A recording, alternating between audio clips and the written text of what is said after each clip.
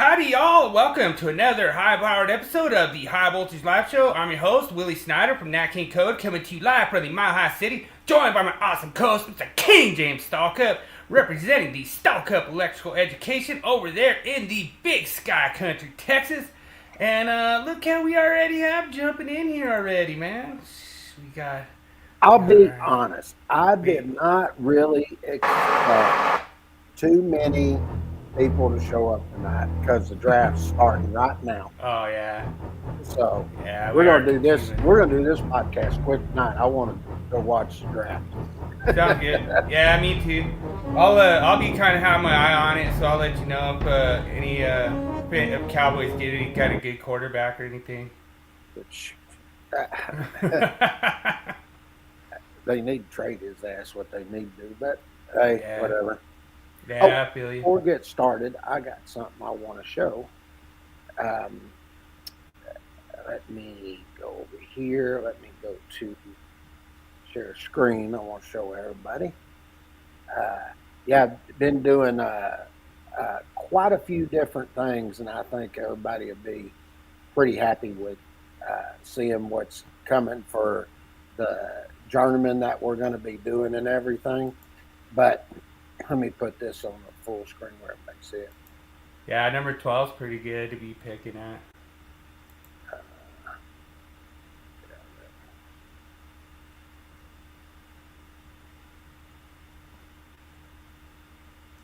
Good one, Daniel.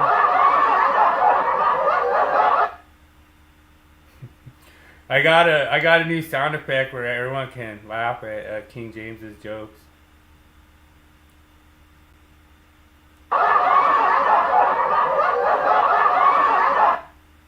I don't know what happened to him. He just disappeared.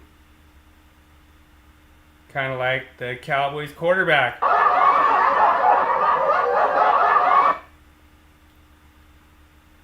So, I'll be kind of notifying everyone who comes in on the picks and stuff. So hopefully King James doesn't have those lightning storms, because sometimes he has those lightning storms down there, knocks out his internet. So we'll see, but we have a really good show for you guys, and I think he was just gonna update us on let's see, what does Daniel say? Yeah, 12th pig. Yeah, that's true. Can you hear me now? All right, you're back. Oh, I was just showing him like in case you say anything funny. Oh, okay. I have it all set up. We Well, were talking about the Cowboys. I had it sitting in here for an hour, and I forgot to plug my computer in, and that's why I went dead. I was like, what the hell's going on here? I couldn't figure out what was going on. All right, let me share a screen so I can show everybody this. Okay. So, let's see, where am I at here? We'll go right here. There we go. Okay, let me take this over to full here. All right. Now, one of the things we're working on right now, getting ready, because we're going to be doing the code change book this way also. As you scroll down through here, I've got a free setup here that you can go look at. So if you just come down here and hit free, you can come over and you can check this out. But right down here, I have a journeyman example video course here. This is what it's going to look like. So when you go over here, it'll take you to the page. And once you get to the page, then you're just going to continue over to the course and everything. So just continue here. And I'll show you some of the things. We're going to be doing this for each topic we discuss and everything. We put a lot of, but one of the cool things that we're also going to be doing is some new coding I've learned to do. And we'll have, like when you start this here, we'll have, let me go back here so everyone can see this. Right here, we'll have a topic overview over here on the left-hand side. And then these are, like just for this one thing, size and raceways for different size conductors, or there will be 4 modules that will go with this, and you can collapse this down if you want, or you can leave it there. It doesn't really matter. But right here, you can come in and we'll tell you exactly what it's about and everything, what the course content is for each topic. We're doing this for everything. Then there will also be an interactive video, and I'm going to show everybody what that looks like. Now, as far as the topic text and interactive illustration, I don't have them on yet. Hopefully next week I may put something on, but we'll show you where you're clicking through the sections, the tables, and doing all that stuff. But you can see here in the course content, you can look multiple choice questions, whatever you want. But say you wanted just, if you didn't want to use this over here, you could just be looking at the topic index. You can just say, I want to look at the interactive video. We'll have these links all through the course that'll take you back and forth. So as an example, say that you wanted to look at same size conductors, we'll have it where you can go back and forth between the same size conductor module and the different size conductors. Right. Okay. So there's going to be in-course interactivity beyond what we're already providing you. It's something we've been working on for a while.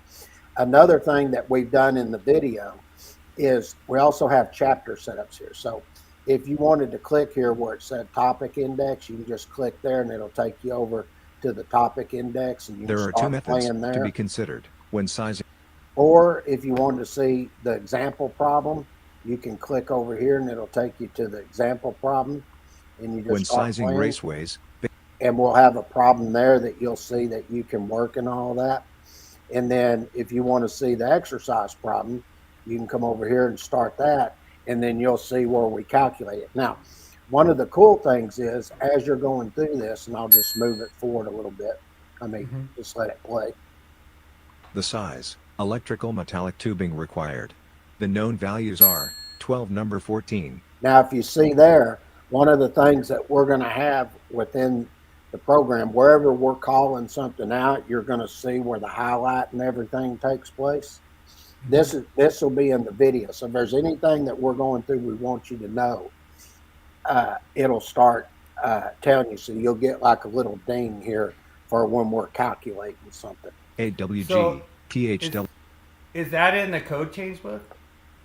We will have it in the new 2026 when it comes out. You'll have the online course that's going to look like this. Okay. Now watch this. WN, As copper conductors, it's going 4 through number all 12, this and telling you everything AWG, that's there. PHWN, copper conductors, and 4 number Now watch 10, this. AWG, DHWN, copper conductors. In step 1, finding edge 2 area, review table 5. So now what'll happen when you're getting ready and you're sizing these conductors and looking where these square inch values come from, we'll have the table section or whatever pull up so you can see it in the video. Oh, nice.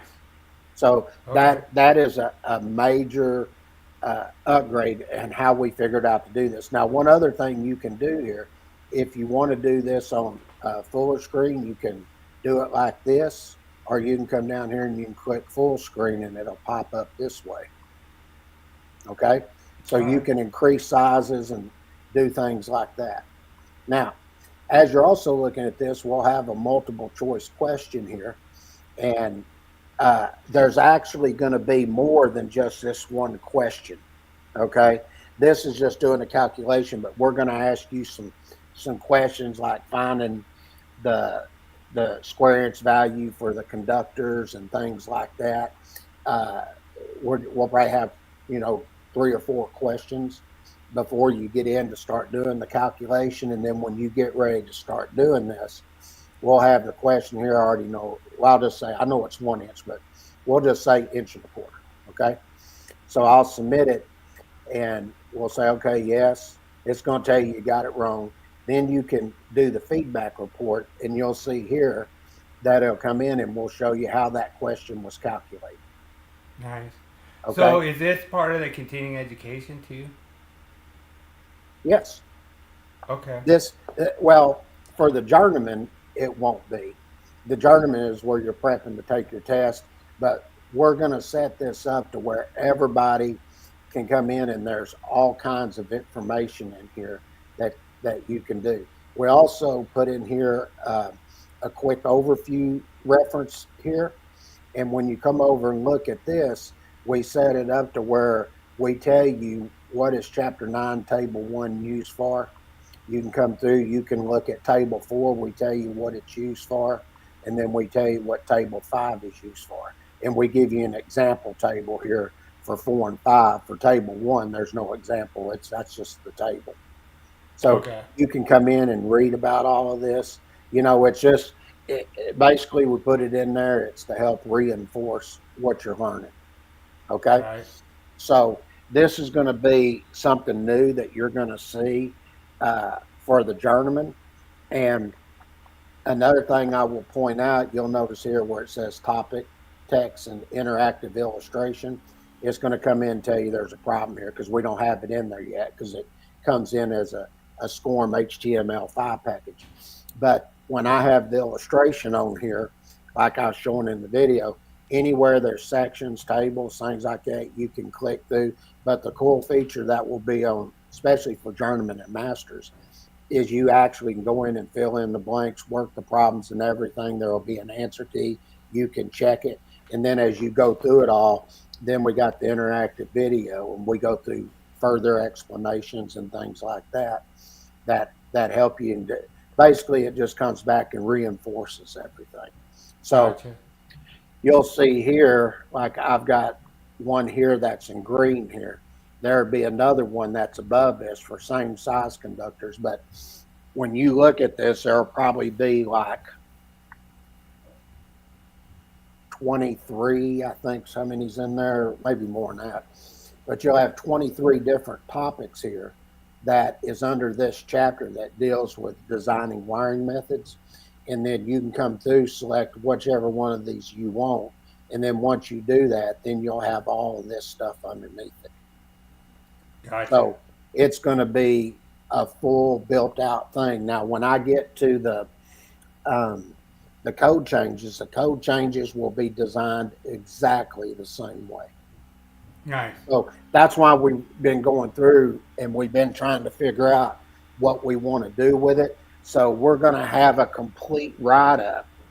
It's one thing we have certain things, but like when you're looking here, we have quick overview reference. There will be some information. We may look at seeing if there were certain documents that were submitted. If we can get to it, we'll put them in there. If they're not, we'll do a write-up on them and explain them what was there. But you will have, after you do each one of these, you will have the topic text and interactive illustration with the video, and all of these will be set up where you go through each one of them. And after you go through each one, you pick that one module. Now, what this is going to do is going through this actually builds up your focus and your participation. So, it's a lot of work on our end, but I think once we put it together like this for update license, going through your journeyman, masters, or you're just wanting to learn something, this will give you a full overview of everything that you need to know. And one of the other things we're going to have in here also, and how I like this, is we may be going in, we may have a change, like we just looked at last week. We are looking at 110.16 where they added the information that you needed when it's dealing with the marking error for the service equipment. Well, what we're going to do is we're also going to put another module in here, and we're going to combine it with the other NFPA standards and showing you what that text says. Right on. So somebody just texted me and asked if you could put that link in the chat. For your learning management system. And it looks like Cam Ward is the 101. He was the first. Yep. I had a feeling he was going to be. 5 in Chapter 9. This. And then I will grab the link right now. I posted it on some of the groups for everybody to look at. All you have to do is go in there, but I'll post it right here where you can get to it. Okay, let me stop sharing this, and that will take care of what I was wanting to show tonight and what we have done. Nice. No, it looks awesome. Like you could tell every time you progress, you get a little bit better. And not saying it was bad in the beginning, but it's just you know how to improve on it, and you know what you want to see. So The thing that I like most about it is I figured out how we can go in there and how we can build it out to where when you're within the program that you can go back and forth between the different topics. I've never seen anybody be able to do that before. And it takes me a little bit of time, but it took me probably like 3 months now before I figured out how to get it to go back and forth. And now that I know how, you're going to be able to go in there, bam, bam, bam, go back and forth, see the differences. You could take and, like, let's say that I was sizing my boxes, for instance. I've already figured out how I want to do this. But I can take and say I'm sizing a round or octagon box. It could be same size or different size conductors. I could be doing a device box. I could be doing a square box. I could be doing other boxes. I will take all those different boxes and I will set up a list that's going to be on every one of those, the video and illustration, and you can go back and forth between those and see what it is, the difference is, and putting all that together. There's going to be some really, really nice lists that I'll put together. Like I may do something for a condensed version when you're counting your conductors for your box fill, and then I'll have notes of extra little things I want you to think about. That will be in your quick reference resources. So you're always reinforcing that learning module and getting it. And eventually you're doing it so much, it's going to become second nature to you. yeah, I do like that about your stuff. So who do you think is going number 2 at the? I think Cleveland Browns are next. I think they'll take Travis Hunter, but I don't know. Well, I'll tell you the thing that makes me wonder here, because there was some discussion that had taken place. A guy had posted just like 2 months ago, month and a half, that Cleveland and Dallas have actually made a trade, but it won't happen till June 1st because then they won't have to pay all that money to Dak. And if that's the case, I'm wondering right here if Cleveland, if they don't pick a quarterback here, a lot of people think Shadur Sanders will be picked, but I don't think it's going to be him. I think there's something that's going to happen here. I think Dallas is going to pick if Dallas picks a quarterback with their pick, and I think they're picking 11th today, or 12th, I think. 12th. Daniel said 12th. Yeah. So if that's the case, are they going to be looking at taking a quarterback at 12? So right. I think we'll know right here, depending on. Oh, dude, Daniel's smack talking you, bro. Oh man. That's okay. That's okay. Yeah, so it was funny with the meme of this week. I did the meme last week, and somebody thought it was like a little unrealistic, so they redid it, and I think it might be a little bit more realistic on the electrician one. All right, let's roll it.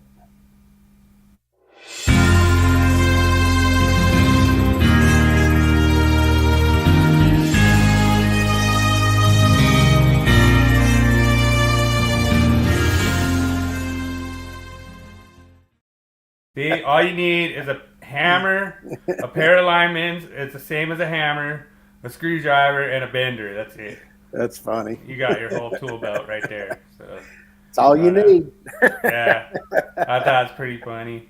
But No, seriously, it was a lot of fun. I really appreciate all the participation I got with Nat King Code this week. And I've just been hitting like 50,000 every week, and it's pretty awesome. It means a lot, yeah, it probably is. Daniel probably is a residential service guy in there, but like I say, that's all you need to do electrical is just I don't think a residential service guy would have to bend any pipe. Though I don't think they even know how. But Well, I remember back a long time ago, we actually worked in Chicago. They did it in EMT there.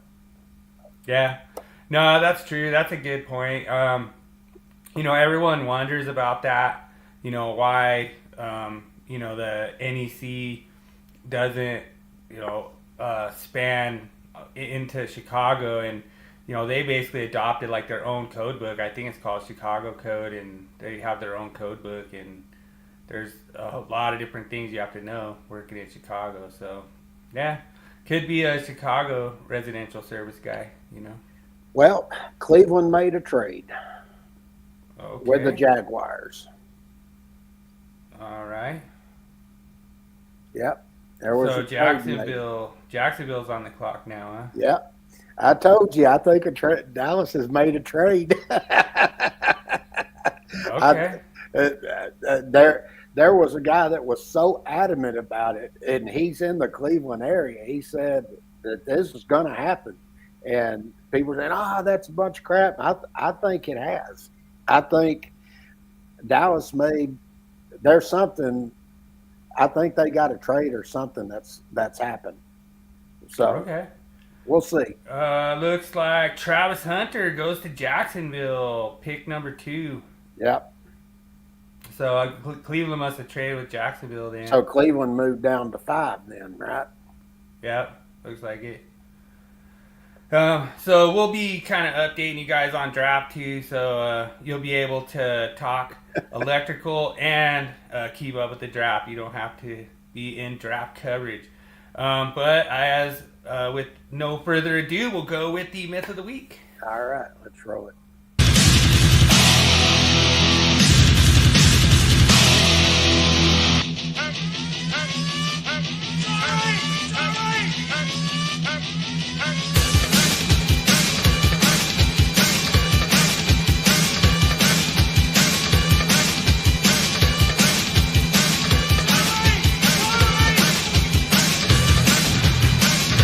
It's time for Myth of the Week.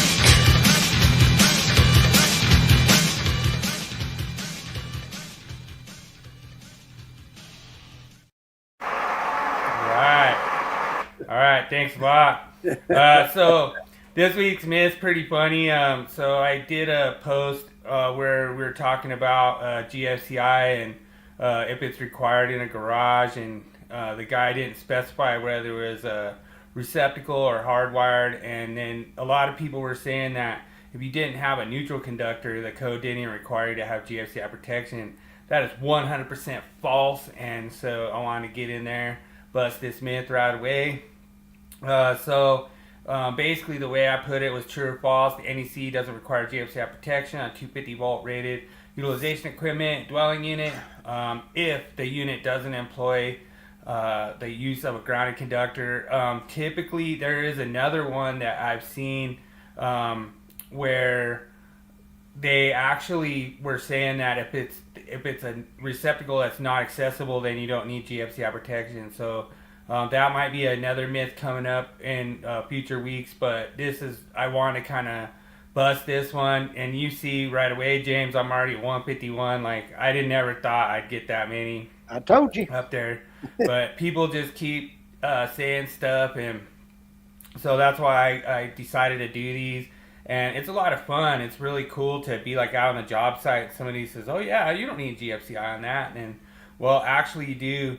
Now, if it's not connected to an outlet, then you don't. But it's one of those things that we're kind of me and King James have been battling a little bit with these guys. They're trying to push their agenda a little bit, trying to get more sales on these, and like I say, it's not been working out great for them.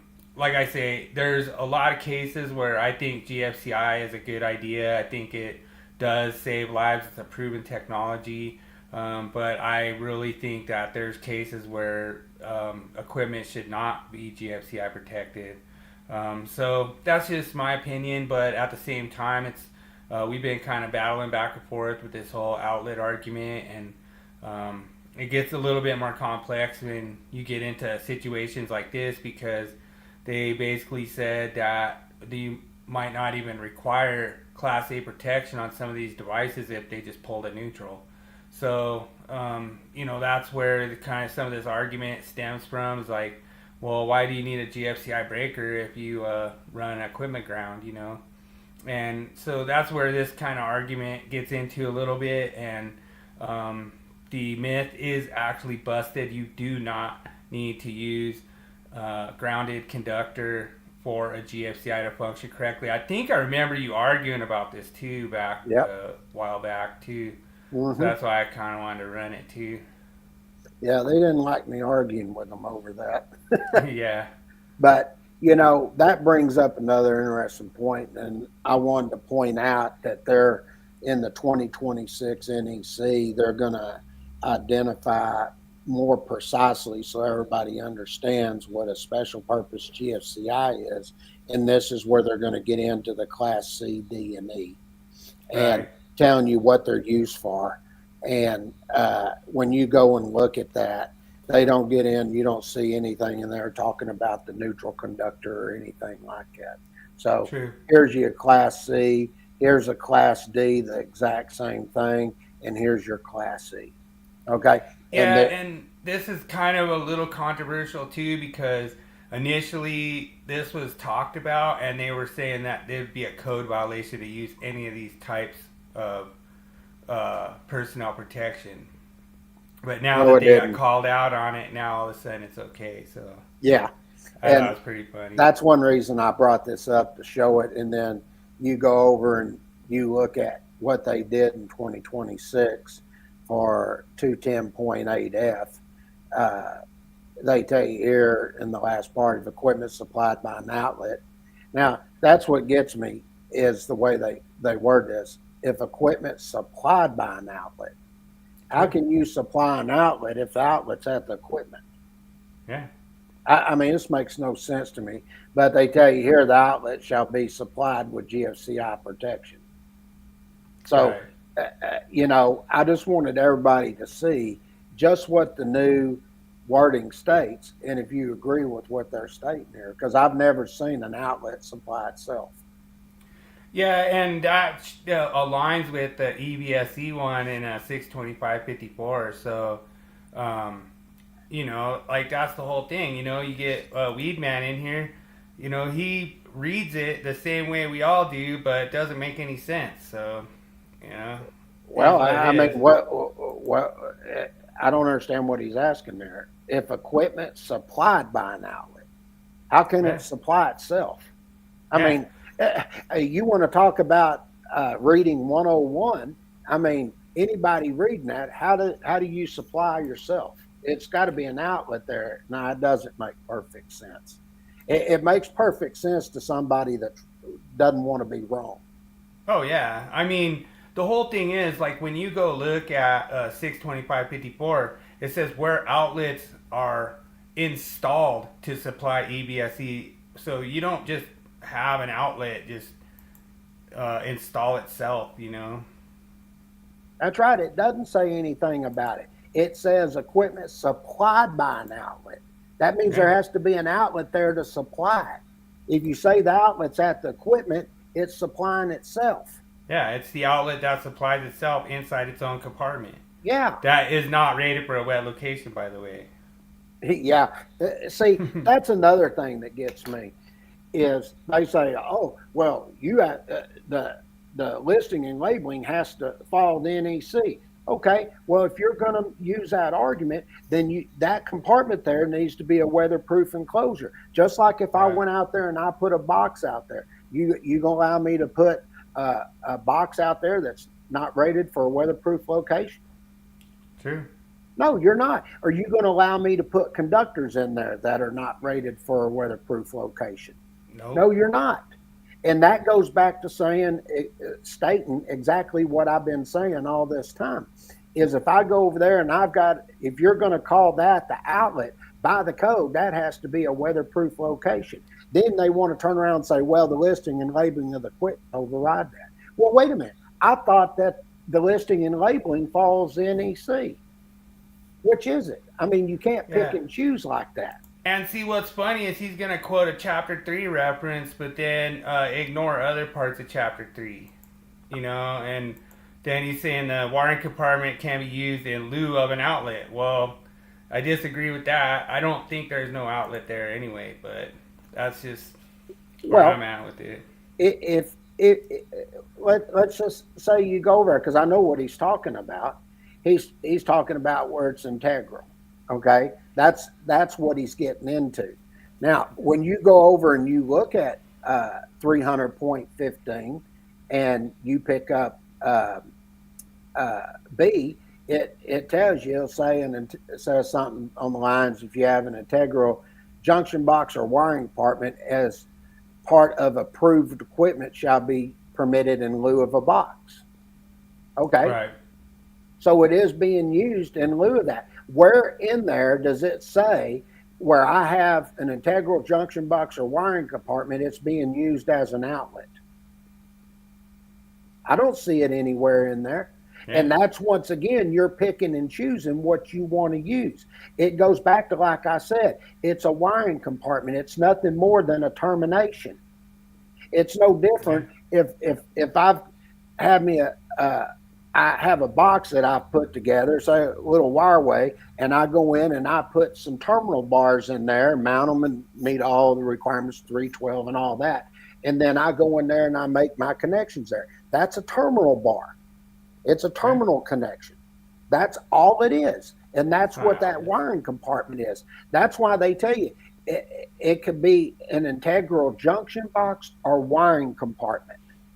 Okay, so are you going to tell me if I go over there and I'm just making a junction inside there and say I'm not connecting, there's just some wires hanging there, okay? And I go over there and I take that area and make it an integral junction box, and I just tie everything together. There's no wiring compartment there for my terminal blocks or anything. It's nothing but a junction box.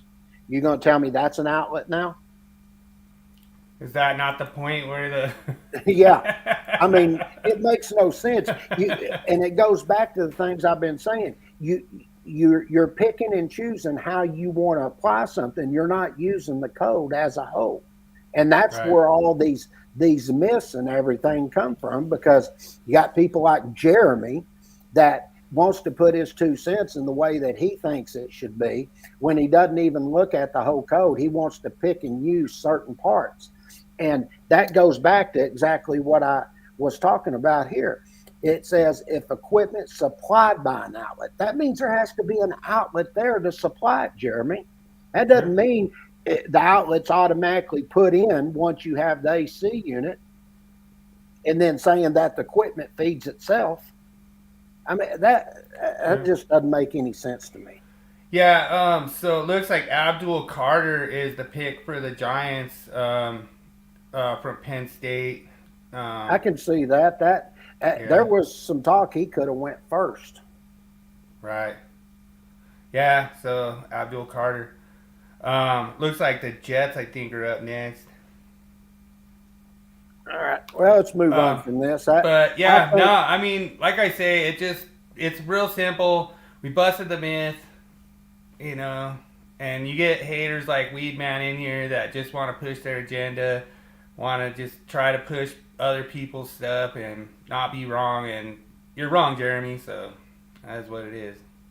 Yeah, and it comes back, you'll notice here they done some work on the exceptions, and they put GFCI protection shall not be required for listed HVAC equipment. This exception shall expire on September 1st, 2026.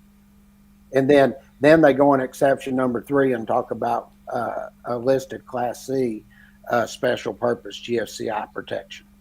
So, in other words, the first argument was, oh, you have to put Class A on it. And I told them that'll never happen because the HVAC units are not going to work. There's a lot of them will cause that breaker to trip. And they told me I didn't know what the hell I was talking about. And then we got into this. Now they've come in and now they've got another special purpose type GFCI where you're dealing with HF or HF plus, these high frequency type.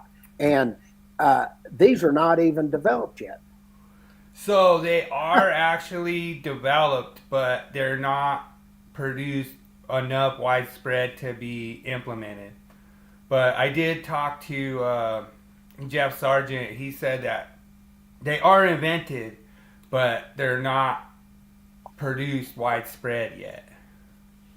They're hoping that by the CMPs don't enforce the code, Jeremy. Well, let me go right there for a minute. You know, it's exactly the same thing. We have had a big turnover of code making panel members, and I'm just going to tell you, they don't know what they're doing. And I can prove this. You know, back when they had all these code making panel members that they had put on that were dealing with the hazardous locations, they screwed that panel up so bad that they had to come in and they had to get my dad to come in and chair it, in which I was on there. I know everything that took place because I was the one that got all the documentation from all the proposals and everything, correlated everything. And we had different task groups that went on there, and Dad had new members put on, other members were kicked off. It's because they were putting rules and regulations in there that were not correct. And I believe that's sort of what we're getting into again, is something's going to take place here where they're going to have to put a slapping down on some of these changes. And, you know, it just like he says, oh, really, James, they don't know it. Yeah, that's exactly what I'm saying. Because I've already seen it happen, Jeremy, and I can prove it and back it up because at that time, Jeremy, a special expert wasn't even allowed to be on the panel, and Dad wasn't representing any companies or anything, organizations or anything that's pushing whatever they need to push. And he went in as the chairman of that code making panel to get it fixed because it was so screwed up. And they brought other special experts in on that panel also that wasn't representing anybody. But by your thought process, Jeremy, you're saying, oh, we need to believe the code making panel members, but yet here we had a situation where we had to bring somebody else in and experts to fix the screw ups that were there. But you would be on here saying the code making panel members agree with me. Now, if you are so right, Jeremy, let's answer this. They come in and said Class A protection on all of this. I said it wouldn't work. Now, here within 2 cycles, they've had to add all this special purpose GFCI and all of this. Why is that? And they were saying that was a code violation back then to do that. Yeah, and I'll take it even a step further. If that is the case, why didn't they just put it in 210.8D? Isn't it an appliance also, and isn't it a specific appliance? And if that's the case, why all of a sudden did the manufacturers rise up against code making panel 2 and they list the items over in 422.5 that need to have the GFCI protection, and they're telling code making panel 2, you don't have nothing to do with this. Code making panel 2, you protect the branch circuit. You have nothing to do with this equipment. So now you got code making panel 2 trying to push. We're gonna protect the branch circuit with GFCI. Yeah. That happened, but yet you're gonna tell me I need to listen to them because they know all, and I'm showing you where they have mistakes. Yeah. But that's a lot of mistakes. You'll agree with any code making panel as long as it proves your point, but you don't want to answer the steps and procedures that have taken place up to this point. So it looks like Mason Graham went to Cleveland. That's Mason a good Graham. Pick. Yeah. Mason Graham. Well, wait. Number 4 was Will Campbell. Yeah, did he go to the Jets? No, he went to the Patriots. Will Campbell did. Okay, I didn't see He's who the was on. offensive tackle with LSU. Okay. But I Mason Graham will missed be one. picked up. That'll be a good pickup there against him. He's a good player. Right. So anyway, back to the myth of the week. It's basically busted. Like I say, I heard that comment. One of the things somebody says, if it doesn't have a grounded conductor, then it doesn't need to be GSI protected. That is 100% false. Everyone gets 100% in Willie's Nat King code quiz this week, and everyone was right. Now, actually, what's cool is ChatGTP was right too. So, all right, we'll see if GPT. we'll see if I've been teaching it good enough, because we'll see a man versus machine tonight if it's right. But we want to get moving on to our next segment, so let's go ahead and let you get going on your topic of the week. All right. I know you want to go watch the draft. Oh yeah, always want to watch the draft. There you go. All right, let me cue it up.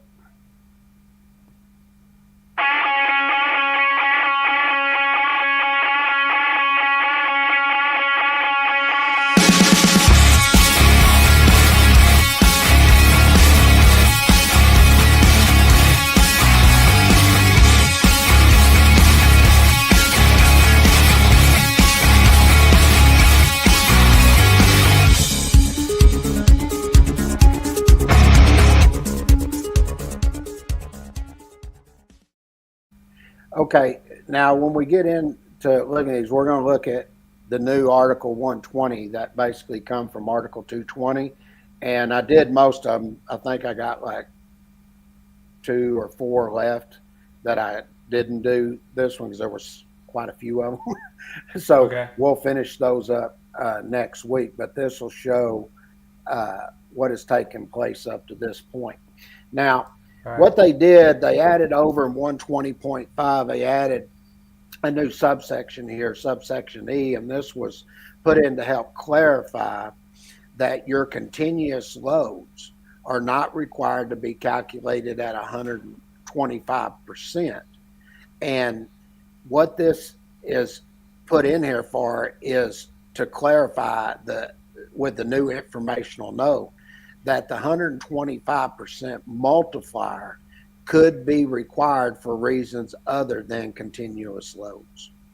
Okay. And if that's the case, of course, that continuous load is going to impact when you're sizing the conductor and overcurrent protection device.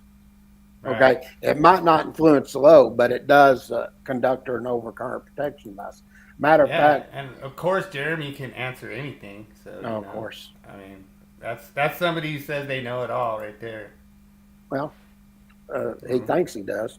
I guess. Now, you'll remember me mentioning this, and I made a quick mention where we were talking about non-coincident loads. All right.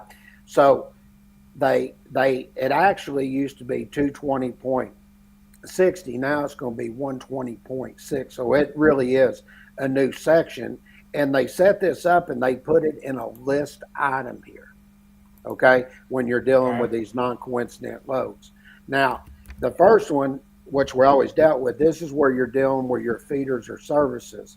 And of course, it still goes, and we won't change our calculation.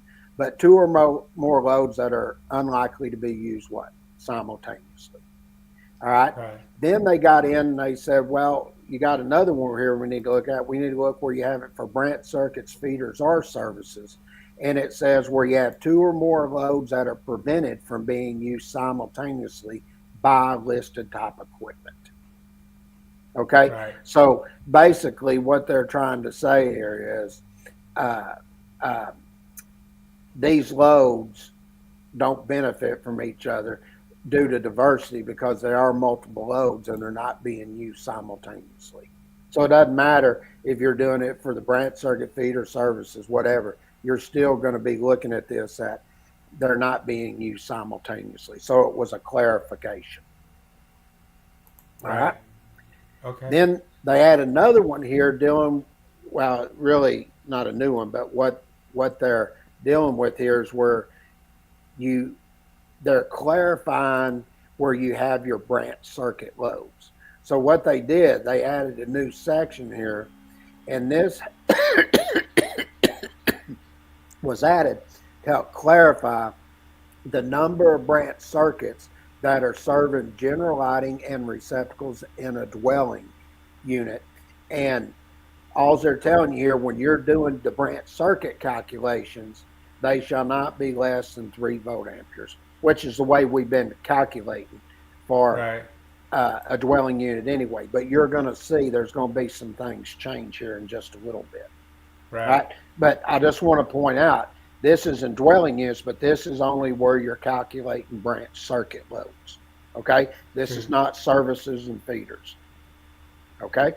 Yeah, so it looks like the Browns received the Jaguars first, their second, and a 2026 first for Travis Hunter. Wow, and they got Mason Graham was their pick at 5. That's a good pickup Yeah? for them. That's a real good pickup. Yeah, it is.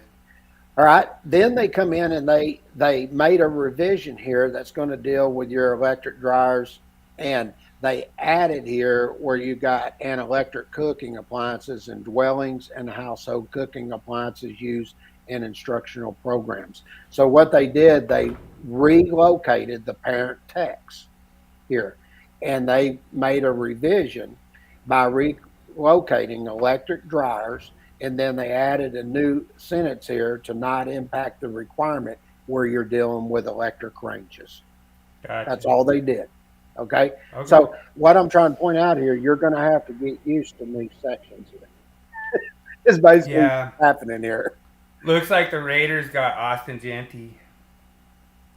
Oh, really? Because a lot of people were thinking Dallas may take him. I'm glad they took him because I didn't want Dallas to spend a first round on a running back.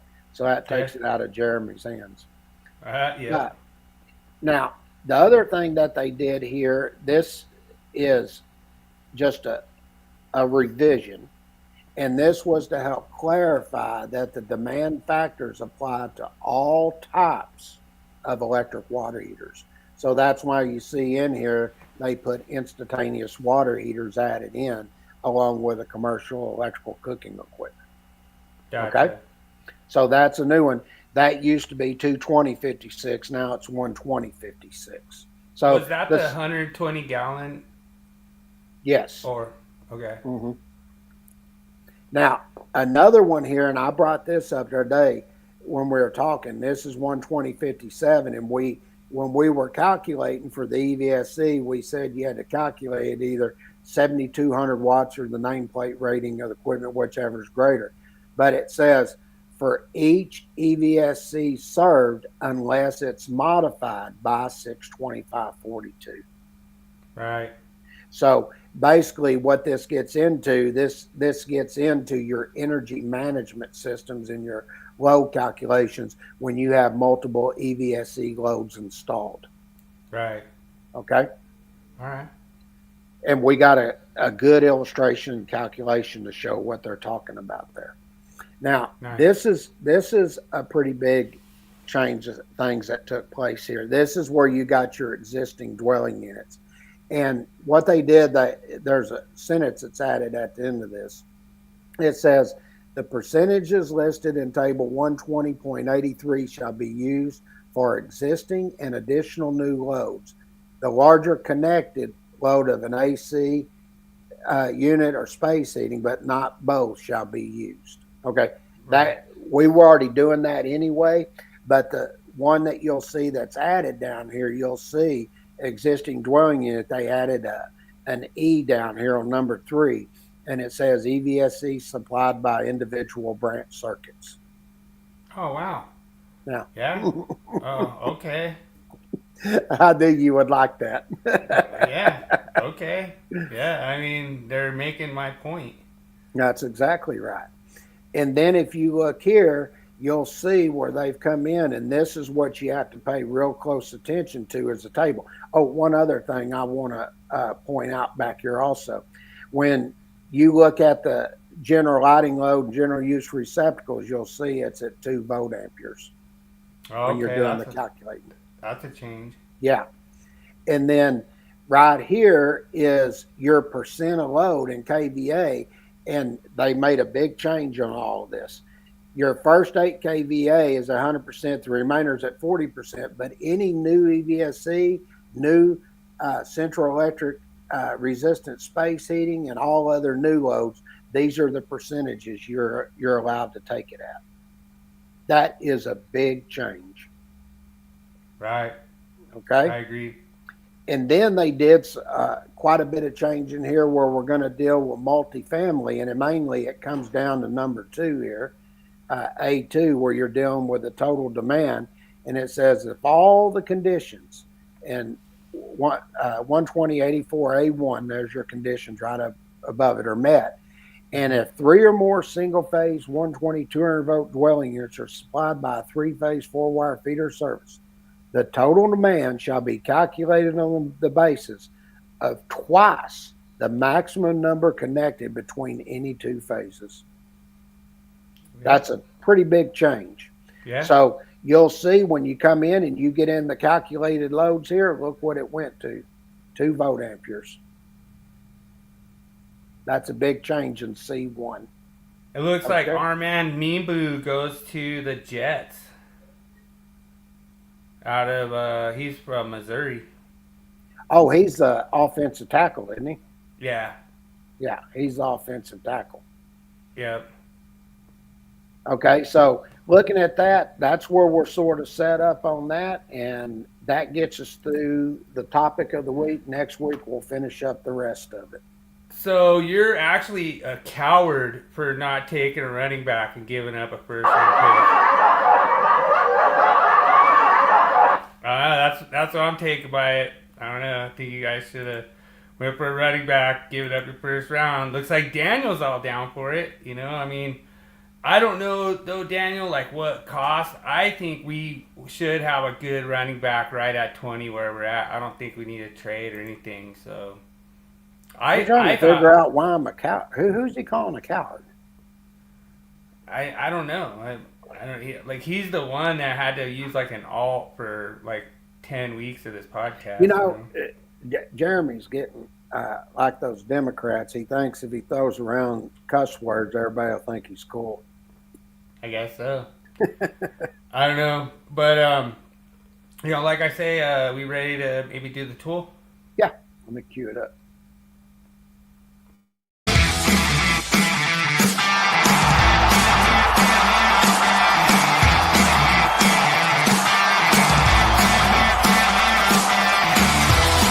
It's time for Tool Review of the Week.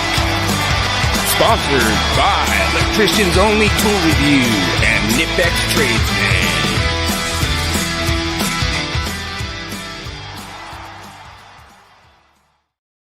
Alright, so like I'm trying to tell the crowd not to like okay, thanks a lot, alright, you know, but I keep getting the crowd won't shut up, but so anyway, this is kind of a cool set. I really like it. It's a DeWalt paddle bit set, and what's really nice about this is like sometimes you have different size wires or different size things that you need to get through, and the paddle bit really works out a lot. I mean, this little set of drill bits will actually replace a lot of different style drill bits. So you really have to look at like what you're trying to do, the amount, like the length of material you're trying to go through. This is a wood setup, so don't try it on like a steel stud, or else Daniel will like give you a hard time and call you names. But yeah, these are designed for wood, going through wood, and a lot of times what we're going through is like these like joists and stuff. So you're able to just blast through these joists real quick and fast and easy, and you're able to get a lot of production done. The thing I like about these is they're hardened steel, and I don't know. I'm actually going to compare them to the Milwaukee next week and see how they hold up. I actually am kind of a fan of the Diablo, and I will actually let you know what I think is better about the DeWalt or worse about the DeWalt next week. But like I say, what I really like about these is that they're hardened and they have the you know, it's that black iron setup where they're basically indestructible. They don't go dull. So we'll see. Cool. Like I say, the Diablos I haven't had a problem with, and they actually have a little bit of an arch design to them. So we'll compare them and see if maybe the Diablos might be better from Milwaukee and go from there. But like I say, for this set right now, it's awesome. You can put them in your impacts, put them in your drill, pretty much anything. Real versatile. Really nice setup for DeWalt accessory. All right. Cool. All right. So, man versus machine? Yeah, we'll go ahead and do that real quick. All right. Everybody starts showing up. For years, man tried to create artificial intelligence. On this segment, we find out, is AI smarter than King James?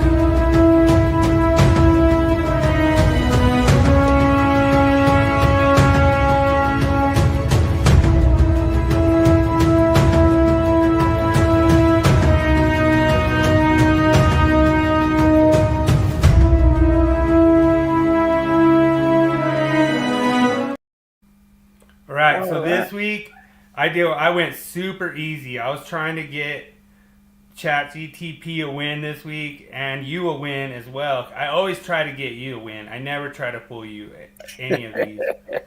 But I knew you'd just easily know this one, and then I would hope that ChatGTP would easily know this one too. But we'll find out. We're live.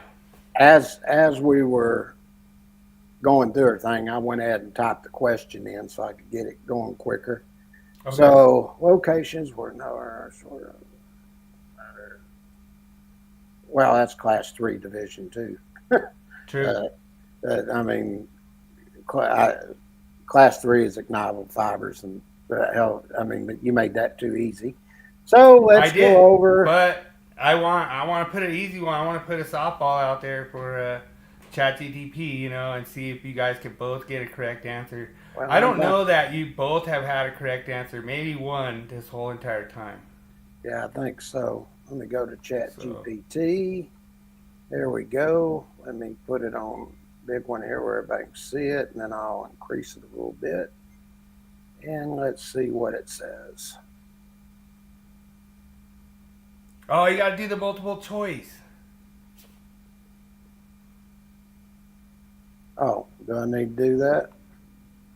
Okay. I mean, because that's the whole part of it. I mean, I know you don't need the multiple choice, but okay. Usually I just copy and paste it. Yeah, I just went over and grabbed it. Okay, let me do this again. It probably answered something really bizarre. Okay, I'm getting it right now. You got to give it a chance. Okay. There we go. I just said Class 3, so yep, it got it. All right. It said Class 3. All right. With the multiple choice in there? Yeah, just said Class 3.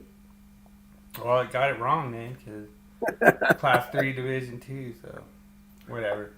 But it is what it is. That's what I think so funny about the multiple choices. Even the easy ones, it gets wrong. But It looks like we're hitting our mark where we're getting ready to go to Willie Quiz. All right, let me cue it up.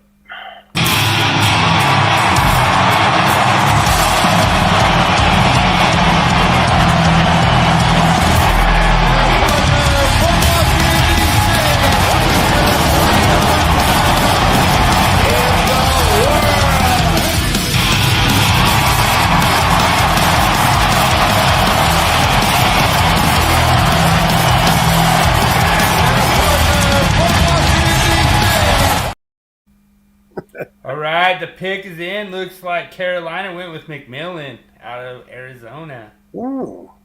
That's one I was hoping Dallas would get. Oh, well. Yeah. All right, so welcome to the Willie Quiz, the funnest quiz in the whole entire world. Question number 1. I'm doing King James's topic too. So I have to apologize. King James didn't send me the link, so I sent the link late to Adam, so he might not show up. And he is streaming the playoffs too, so he might be busy with the playoffs. But question number 1: which of these pirates actually accepted a royal pardon and retired peacefully? A. Blackbeard, B. Black Bart, C. Let's see, Henry Morgan. Was it D. Anne Bonray, or E. Captain Jack Birdie? Good luck, everyone.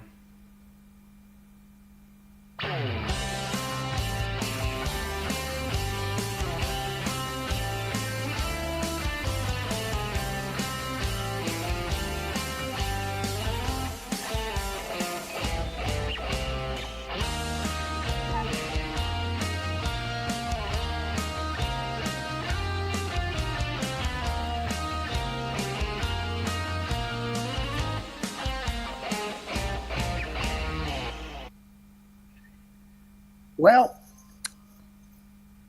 it's funny because I know Blackbeard accepted a pardon, but he ended up getting killed because he couldn't retire peacefully. I'm looking at those. Now, Henry Morgan, Sir Henry Morgan, because he was a pirate who did accept a pardon. I know him, and he become, was it like the governor or mayor or whatever of Jamaica, and I think he retired peacefully there as in charge there. So I think it's C. Looks like Daniel is challenging you with A. Ooh, yeah, I don't know that it was really peaceful though, Daniel. Yeah, I think Henry Morgan. And just to let you know, Captain Jack Birdie was the pirate that they portrayed in Captain Jack. Yeah. You know, it was a fictional character, but it was based on Captain Jack Birdie. Yeah, I knew that. So, all right. So you're saying C, King James? Yeah, Henry Morgan.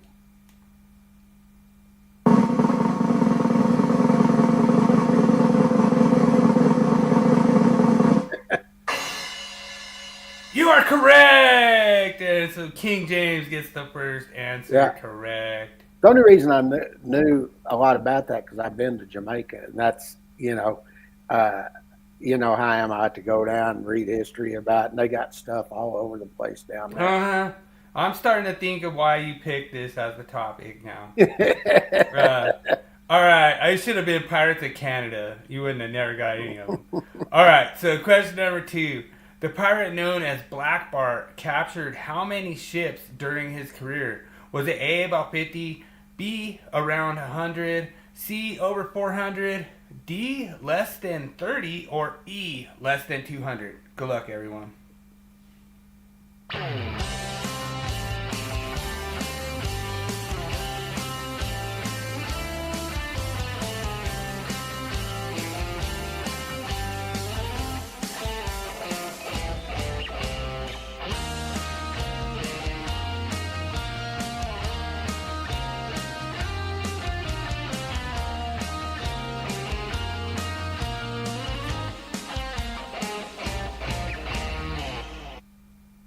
Oh, yes, Black Bart, Bartholomew Roberts or whatever his name was. Mm-hmm. He captured more than any of them, and I know it was close to around 500, so I know it was over 400 of them. All so right. C, I'm sticking with C. Looks like Daniel is copying your answer of C.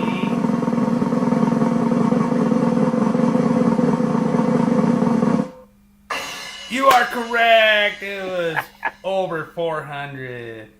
They don't have an exact number, but there's a lot. All right. So I don't think it was over 500, but it was over 400. I know this one too. All right. Which of these pirates sailed under a flag that featured a full skeleton holding an hourglass and a spear? Good luck, everyone.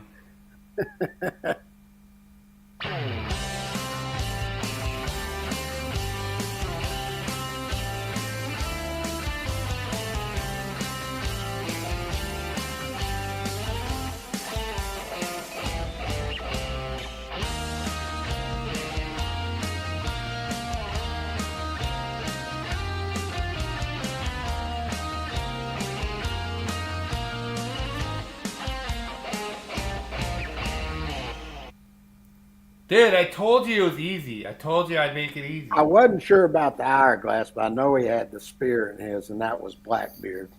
So I'm going with D.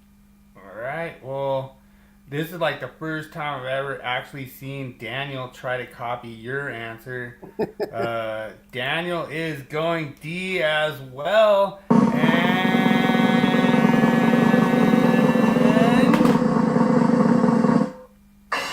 you guys are both correct. So D is answer on that one. Oh, yeah. All right. So, question number 4. Which pirate once officially was made a knight by the English crown? Was it A, William Kidd? Was it B, Jack Birdie? Was it C, who is that? Slade Bonnet. D, Francois? Illinois. Or E, Henry Morgan. Good luck, everyone.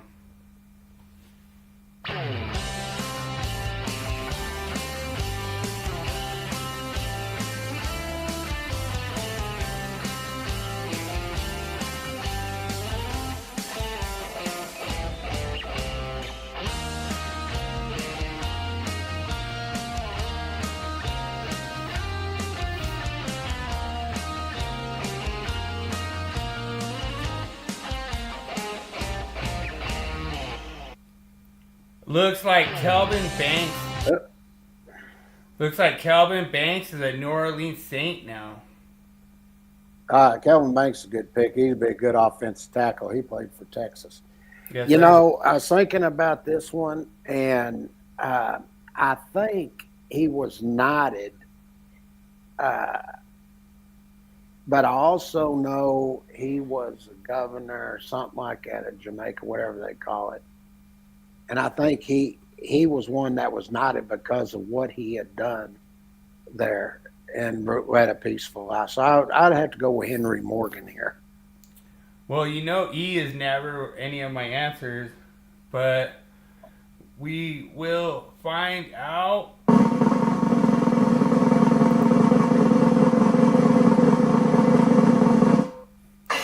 And he copies Daniel and is correct. Daniel So far, it looks like King James carries a slight lead. All right. Shang-Chi, one of the most powerful pirates in history, commanded a fleet estimated in A, 300 ships, B, 800 ships, C, 1,200 ships, D, over 1,800 ships, or E, over 2,200 ships. Good luck, everyone.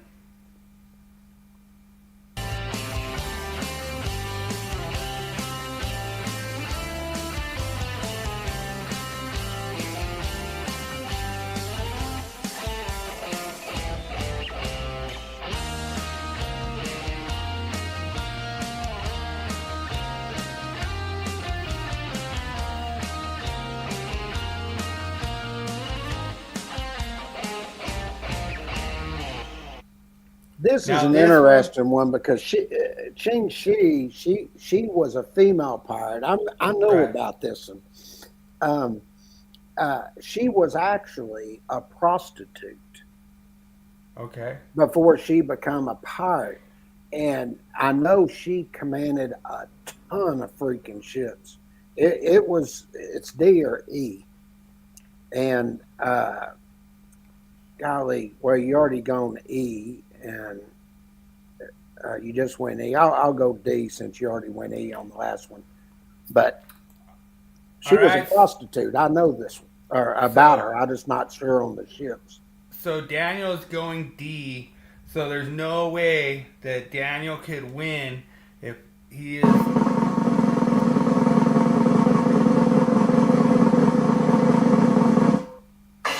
It is D is the correct answer. So King James finally takes a win. Finally it has like 2 wins this whole year. So I've had more ties than I've had anything. Wow, finally. See, you picked a subject. It wasn't freaking on Canada. All right. Well, we have to give Daniel a chance at the tiebreaker to actually tie with you and take the win.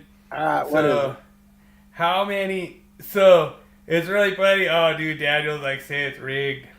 But what's so funny is I asked ChatGTP and I told him about the story about the 800-year thing with Daniel and the tiebreaker. Mm-hmm. And I said if he gave him a captain's name as a pirate, what he would call him, it was Captain Longbill.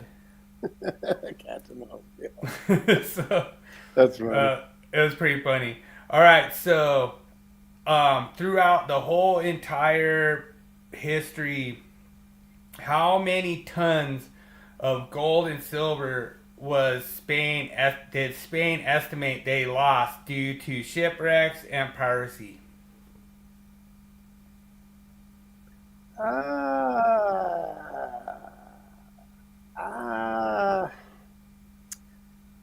I'm thinking of the tons here. And they were actually English tons with their 2,000. I don't know what tons, but it's in 2,000 pounds is a ton.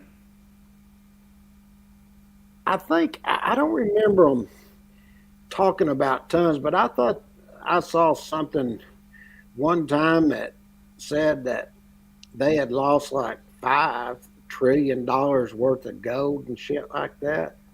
So if I was gonna, I'm adding up pieces about what one would weigh. Looks like Colston Loveland's on the Bears. Let me do a calculation here to get my tons about what I think it would be. So I'll say 108 tons. Well, Daniel picked 30 tons. That's actually a lot, Daniel. 30 tons is a lot. But it's actually 500 tons, so King James is closer. So King James takes the victory tonight. But good job, man. Like, I don't know. I don't know. Like, dude, I tried to make something where anytime King James said anything, he would have like a funny joke. I just wanted to have somebody to like be able to like laugh at his jokes. Doesn't matter. I'm taking home the win. That's all I care about. Yeah, crowd goes wild for King James tonight. So, see. But no, it's a lot of fun doing that, and like I say, we'll make this show a little bit shorter tonight. Go ahead and do the wall of shame and get out of here and go watch the draft. I want to go watch the draft. Shame. Shame. Shame. Shame. Shame. Shame. Shame. Shame.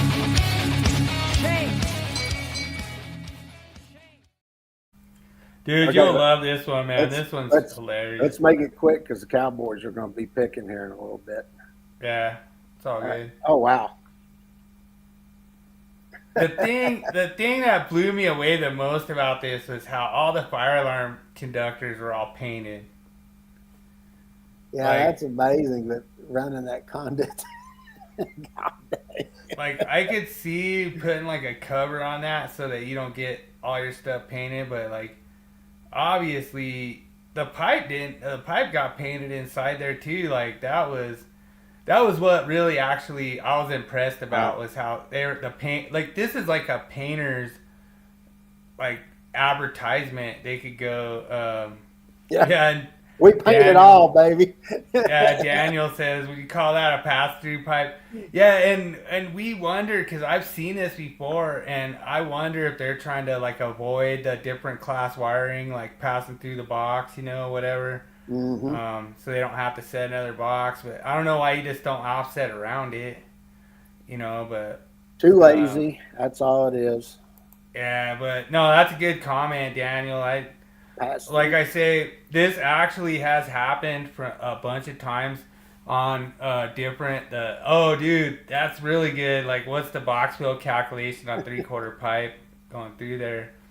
But no, it's funny because I've actually seen guys where they tell their apprentice, like, hey, I need you to run a 3/4 through this box right here, and they expect him to go and set a connector and then put another connector, and then they just run it right through there like that. So that's not the first time I've seen that either. So that's when you don't give explicit instructions on what you want your apprentice All to right, do. let's wrap it up. Cowboys are about to pick. I got to go. All right, sir. Right on. Well, thanks Hey. so much, everyone.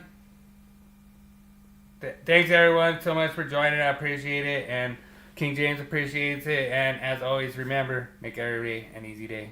Enjoy the draft, everybody. See y'all next Thursday. Deuces.